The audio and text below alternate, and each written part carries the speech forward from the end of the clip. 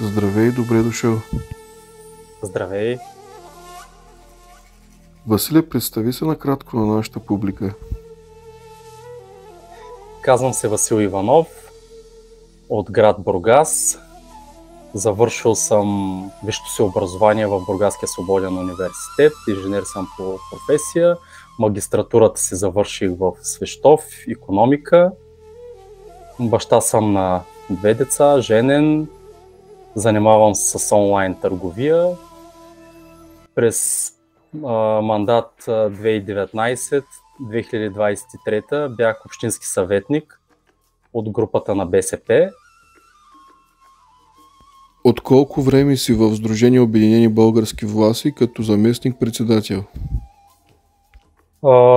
В сдружението съм официално може би от половин година.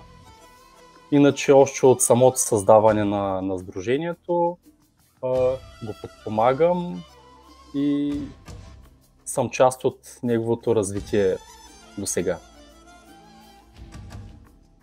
Какви са основните цели на Сдружението и какви инициативи предприемате за тяхното постигане? Основната цел на сдружението е да обединиме хората от нашия етнос, като това го правим чрез организирането на Втория Влашки национален събор. Този път целта ни е да го направим на много високо ниво, за да може да се покажем в една добра светлина пред обществеността. Какви проекти реализира Сдружението в момента и какво планира за в бъдеще? В момента основната ни цел, основната ни задача и всичките ни усилия са насочени към Националния събор на властите в България. Като смятам, че това ще е най-значимото събитие, което се е организирало от нашите власти, родари и лудари. По какъв начин Сдружението подпомага за съхранението на влашкия език и култура в България? Преди да вляза в сдружението, хората, с които дружа и общо взето общността, с която комуникирам, е от невласи. Докато по този начин, събирайки се с хора, единомислещи от влашкия етнос, ние имаме възможност да научим нещо за нашата история, да разберем какви са нашите корени, да упражняваме нашия език, да говорим помежду нас си.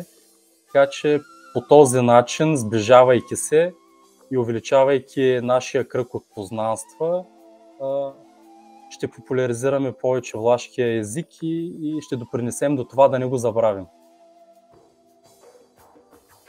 Какви предизвикателства среща Сдружението в работата си и как вие ги преодолявате? Едни от основните предизвикателства пред нашето сдружение, всъщност те не са само пред нашето сдружение, то е пред всички сдружения в България. Това е скандалите, проблемите, които се създават, нагнетяват между самите сдружения. С цел някое сдружение да изпъкне повече, така да се изяви повече, лични нападки, междуличностни омрази. Смятам, че това е най-големия проблем и за нашето сдружение, и за всички сдружения, тъй като прекалено много време отделяме, за да се занимаваме с това кой какво е казал. Ние трябва да се насочим върху нашата основна цел, а именно да покажем и да се разграничим от ромския етнос, да разберат хората, че ние нямаме нищо общо с ромския етнос, ние сме влахоговорящи, християни, това е нашата основна цел.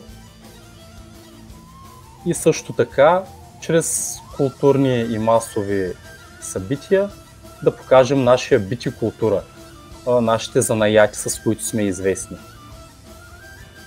Какви са начините за включване на млади хора в дейността на Сдружението или според теб как бихме ги заинтригували, за да се включат заедно с нас? Начините са може би много, но основният за мен е чрез личния пример. Когато ние покажем висок морал, когато организираме събития на високо ниво. По този начин ние ще съберем съмишленици.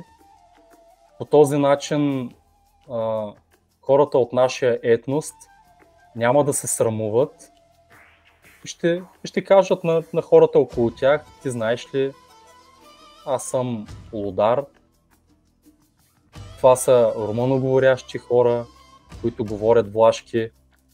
Смятам, че по този начин, чрез нашата културна дейност, чрез високия морал, чрез примерите, може да привлечем не само млади, а и хора от всякаква възраст. Каква е ролята на културните събития като Влашкия събор за укрепване на общността? Както казах по-рано, това може би ще е най-важното събитие, най-голямото предизвикателство до момента за нашето сдружение. Тъй като вече летвата е вдигната, направихме един събор, който беше на прилично ниво, а тази година сме решили вече да го направим на доста по-високо ниво, да се покажем пред доста по-голяма аудитория, да поканим много гости от политически лица до известни изпълнители като Петя Панева, които да бъдат част от нашия събор. Именно по този начин ние ще се представим надявам се, в една добра светлина и се надявам все повече хората да говорят за нашия етност с добро. Сътрудничате ли с други организации, институции в България и чужбина? Нашето сдружение е част от Световната влашка организация. В тази Световна влашка организация членуват както ние от България, Гърция, Сърбия, Македония, може би ще пропусна и други държави, като сме поканени да присъстваме на техния ежегоден събор, който провеждат в Гърция. Така и ние сме ги поканили да бъдат официални гости на нашия събор в Созопол. По този начин се опитваме да имаме международни контакти и да разширяваме влиянието и дейността на нашето сдружение и извън границите на България. Ти като млад човек лично как виждаш бъдещето на влашката общност в България? И бъдещето на влашката общност в България всъщност зависи от самите нас. Ако хората ни повярват и ни подкрепят, ние ще имаме самочувствие и мотивация да работиме за популяризирането на нашия етност. Съответно, ако не се представим добре, ако не получим достатъчна подкрепа, смятам, че малко по малко, а и не само нашето сдружение, нали, ако се подкрепи, всички сдружения трябва да се подкрепят, тъй като малко по малко нашия етнос ще се притопи и той ще стане част от различните останали култури и ще загубим нашите занаяти, език, обичаи. Твой личен апел към хората за членуване в Сдружение Обединени български власти? И искам да призова всички, които към момента следят нашето сдружение, следят нашата дейност и се колебаят дали да станат членове, да ги приканят, тъй като в сдружението ще се запознаят с различни хора, уникални хора, с които се радвам и съм изключително щастлив, че имам възможността да общувам.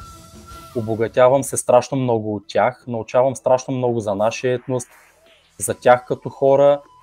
Така че заповядайте, включете се, да се опознаем и така да изградим една наша си общност. Съфиец Тоц, Бун с Анатос. Васил Иванов, благодаря ти за това интервю. И аз ви благодаря.